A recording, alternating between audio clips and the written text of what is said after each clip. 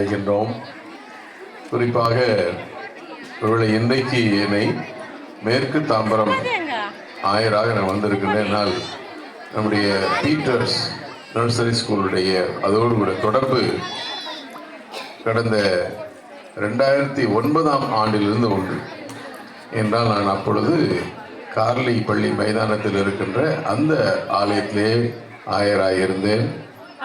அப்போ இங்கே ஒரு use to conduct Sunday school. அதுக்கு பிறகு நான் மாறி போன பிறகு அதுவும் நின்று போயிற்று.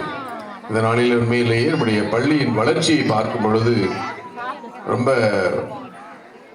பூரிப்பாக இருக்கிறது. குறிப்பாக ஐயா அவர்கள் சொன்னார்கள், இன்றைக்கு ஒரு மகிழ்ச்சியான செய்தி, ஹைஸ்கூலுக்காக முயற்சி பண்ணி கொண்டிருக்கிறோம்.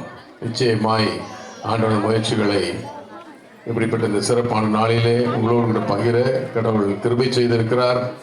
எதிர்காலம் சிறப்பாய் அமையும், உங்கள் பிள்ளைகள் நல்ல தரமான கல்வி பெற்றுக்கொள்வார்கள் என்று சொல்லி குறிப்பாக அருமையான ஐயா பால் முருகேசன் ஐயாவுடைய குடும்பத்தாரையும் பள்ளியின் அனைத்து ஆசிரியர் பெருமக்களையும் அலுவலக பணியாளர்கள் கடைநிலை ஊழியர்கள் ஒவ்வொருவரையும் நான் வாழ்த்துகின்றேன். தொடர்ந்து உங்களோடு கூட நம் அன்புக்குரிய சகோதரர் திரு சுந்தர் அவர்கள் இருப்பார்கள். இன்னும் அநேகர் வந்து உங்களை வாழ்த்துவார்கள். கடவுள் தாமே இந்த மாலை நிகழ்வு அனைத்தும் மகிழ்ச்சியாக இருக்க மன நிறைவோடு செல்ல உதவி செய்வாராக. God bless you.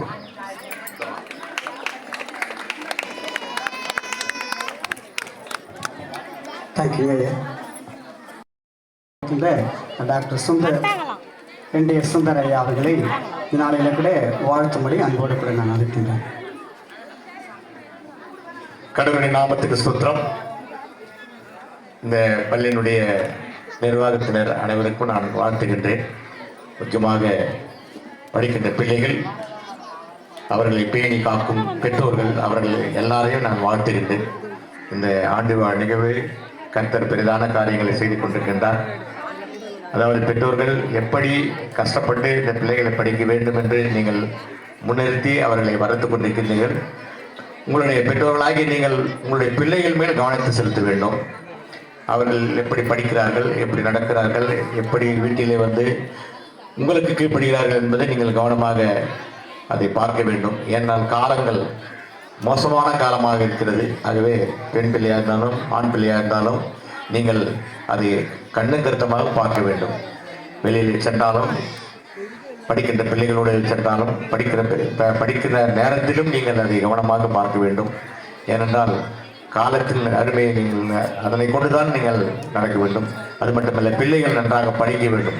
இப்போ எவ்வளோ நீங்கள் கஷ்டப்பட்டு பிள்ளைகளை இந்த பள்ளியில் படிக்க வைத்திருக்கிறீர்கள்.